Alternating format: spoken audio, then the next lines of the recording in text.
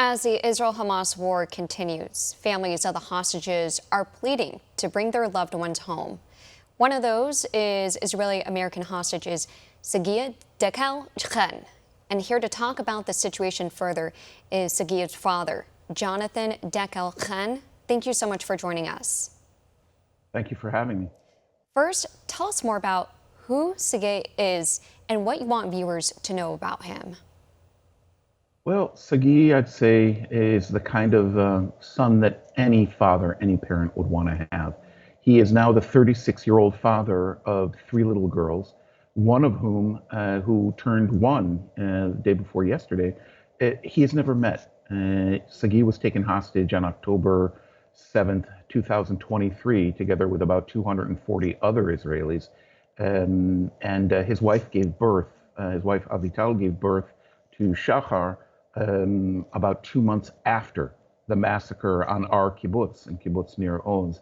Sagui is a creator of things and a kind of pivotal person in our community, in the south of Israel in general, and a builder of community projects.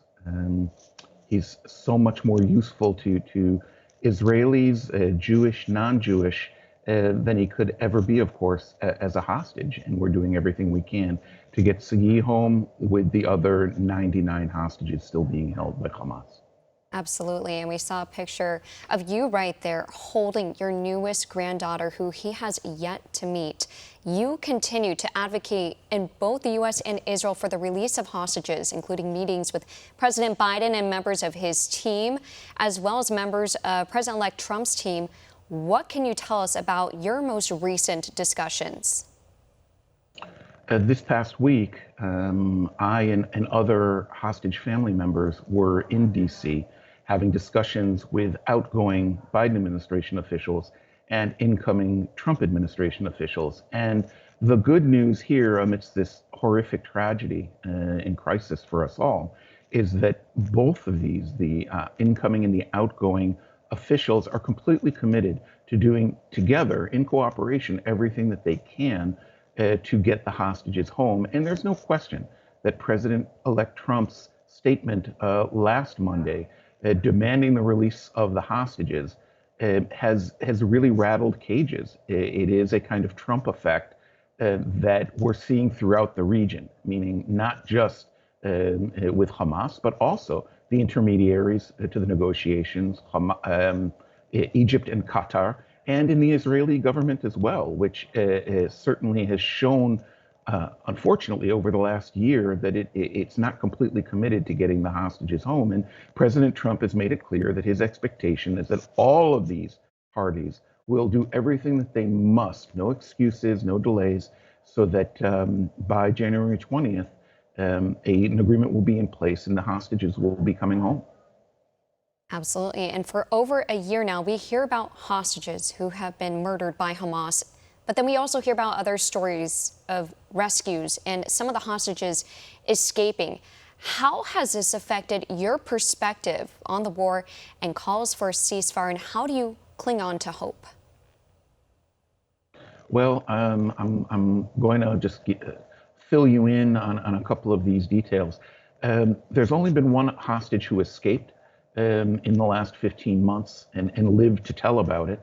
And that was a kind of exception that's proven the rule, that without a negotiated settlement, no one comes home. We also know that at least 12 hostages who were alive for months in Hamas captivity were either executed by Hamas subsequently or died from friendly Israeli fire, something that can happen in the fog of war. So these very real facts lead us all, families of hostages and the vast majority of Israelis, to demand from our own government, from the Israeli government, that it do everything that it must to bring the hostages home, because every day in Hamas captivity and in the horrific conditions in which they're being held risks their lives. At the moment, the assumption is that approximately half of them are still alive, but we really don't know. And so there's an urgency here that President-elect Trump has really put on the table. He has put a deadline on this that no one has done before. And that's incredibly important. the hostage families are extremely grateful for him having taken that step, for the cooperation that is now happening between the two administrations around the hostage issue. And because the vast majority of Israelis want the hostages home no matter what, I think all of Israel is incredibly grateful to the president-elect for having said what he said and reinforcing that in recent days. Absolutely. And as we know, President Trump has such strong support in Israel, and he got along with Prime Minister Benjamin Netanyahu. They still have a very good working relationship, and a lot of people are waiting for January 20th to come. But as we're speaking, Biden administration officials are abroad in the Middle East trying to secure a deal that would lead to the release of hostages. But you know more than anyone else how we continue to hear this type of rhetoric of, oh, they're ready to make this sort of deal only for these sort of talks to fall through. How are you and your family, how are you reacting to all this? Well, you're right. There has been a kind of emotional roller coaster since last December, where 100 hostages did come home, women and children, through a first negotiated agreement. Ever since then, there's been very little actual movement. And so this combination of direct engagement now with Biden administration officials, and it means something that the National Security Advisor, after many months, has decided to return to the Middle East in these very days, coupled with the clear messaging that's coming from the incoming Trump administration, leads us to believe that there is real hope now that President Trump has significantly altered the situation on the ground by being so clear, putting a deadline on this, and also making it clear to all of the parties that this has to happen now. No more delays, no more equivocations, no more pulling back at the last moment. And that applies to all of the parties. So it's a profoundly important moment. Also, as far as Israel is concerned, the IDF has done an extraordinary job in recent weeks and months in incapacitating all of our enemies. So that would be, of course, in Lebanon with Hezbollah. Certainly, as far as Hamas is concerned, Iran is now out of the picture. They've been significantly deterred. And of course, with the developments in Syria that happened for many, many different reasons, this is a unique moment for Israel. We are in a position of absolute strength. It's really unprecedented almost in my entire lifetime. And so there is no reason at this moment, and our army, senior army officials in the IDF and intelligence officials have been saying this for quite some time. There's no reason for Israel to hold back this time around. And given the President Trump's insistence and his relationship with Benjamin Netanyahu and Israel as a whole, there is reason, finally, for people like me, families of the 100 hostages, to have some hope. I have not used that word any time in the last year. And I am encouraged. Of course, things happen. It's the Middle East and everything is very volatile. But again, given what President Trump has put forward and the reactions of all of the players as a result of that, we want to believe that this is the moment. In the next days and weeks, they will come home and President Trump will be greeted by a kind of Reagan-esque moment. And I'm old enough to remember Reagan's first inauguration in 1981 as the U.S. hostages were released as he was taking the oath of office, President Reagan. They were released from Tehran. And so we are encouraged, but there's still a lot of work that needs to be done, of course. And to your point, because as you mentioned, President Trump, he issued a warning to Hamas, threatening, quote, all hell to pay if hostages held by the terrorist group are not released. And as we know, he really keeps true to his word, and his rhetoric is definitely something that world leaders, they don't want to mess with. Well, I want to switch gears slightly because we continue to see anti-Israel protests and anti-Semitic behavior in the U.S. and around the world, which has been on the rise since the war began. What do you have to say to those engaging in this type of behavior? Well, an old colleague of mine had a book about anti-Semitism, a research book called it's the World's Oldest Hatred.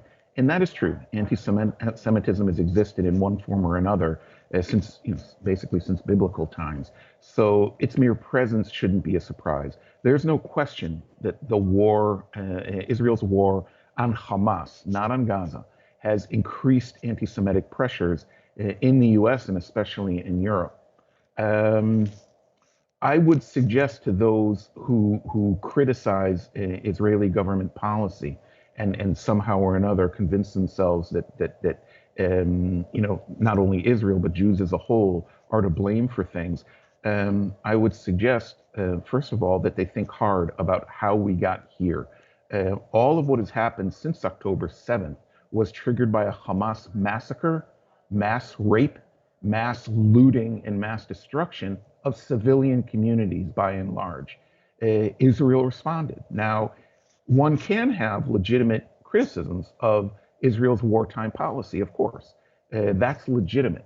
But I would suggest to those people certainly those who are criticizing Israel and are spilling over into anti-Semitism, that if what really interests you is defending the rights of Palestinians and ending this war, you put at least as much pressure on Hamas right now to get to yes, to end this madness. And the moment Hamas says yes, President Trump has made it clear that he is going to pressure everyone, not just Hamas, to get to yes. So if your statements, if you're in the States or anywhere else, if your statements against Israel, for what it has done in the Gaza Strip are for real and what you care about are Palestinian lives, then go do what you must and do what you can to get Hamas, whoever is their leadership right now, to get them to yes and the killing stops. Absolutely. Again, Jonathan Dekel-Chen, father of Sagui Dekel-Chen, who's being held hostage by Hamas. Of course, we're praying for you. We're praying for Sagui and all the other hostages, hoping that they can return home safely. Thank you so much again for your time. Thank you for having me. For all our viewers asking where One America News is heading in the future, we would like to introduce you to OAN Live.